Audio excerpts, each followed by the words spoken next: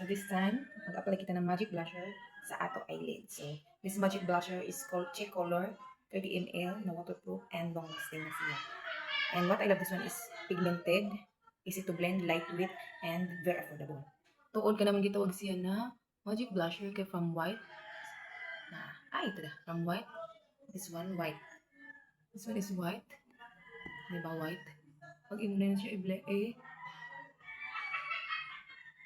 i-massage or i-rub sa specific area itong sa itong tupig ko. See that? With and without. Power. Power ka dayo guys because. And what I love this one is, by one take one sila. Diba? Take note kay perfect ini siya pang daily use. Ang iya pagka-pink is fresh pink to guys. Fresh pink da, dili siya okay na pagka-pink. Perfect pang aura-aura isa.